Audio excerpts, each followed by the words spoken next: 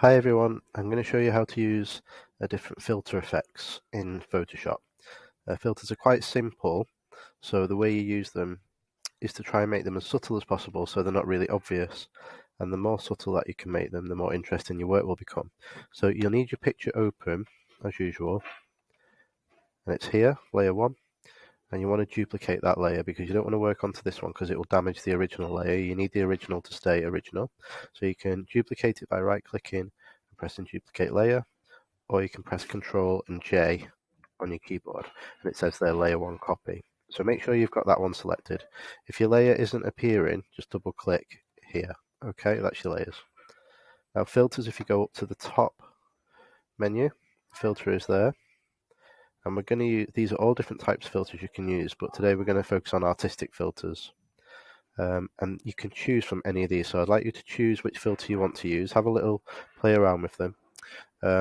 I'm going to go for a cutout effect today.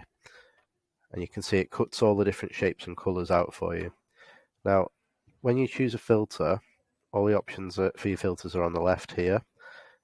And then the options for each filter are on the right. So you can change, for example, a number of levels until you get something that you think looks nice. I like having more levels with the cutout filter. If you want the edges to be more simple, more abstract, or a little bit more complicated, fidelity. So that's how clear or not you want the edges. It doesn't make too much difference, that one, but I like that a little bit lower. So I'm going to reduce the number of levels.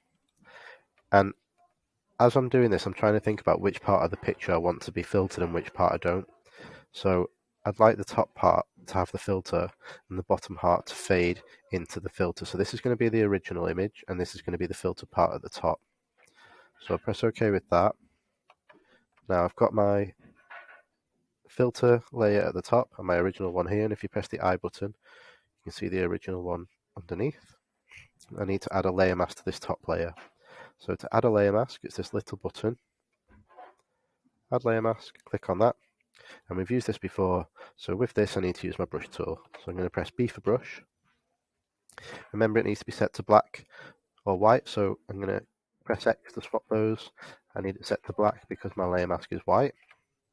I'm going to make it a bit bigger, my brush, using the brackets on my keyboard, or you can change the settings here. Now I want the edge hardness to be very soft because I want the filter to fade in to the original. I don't want it to be a big obvious jump. So I'm just going to click on this here and paint in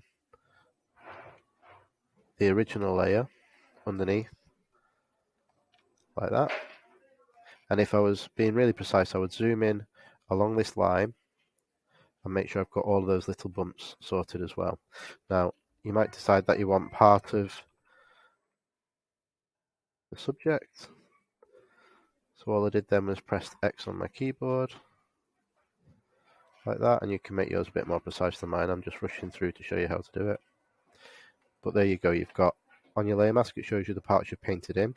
So I've got my original photograph here, I've got the filter in the background, and I've also got a little bit of filter on the leaf. If you don't like it, then you press X again and you just change it by using the brush in black or white. Okay, so it's really simple when you've got your layer mask on. I'd like to spend a little bit of time working through filter and choosing one of the artistic ones until you find something that you like the look of and that you're happy with. Okay.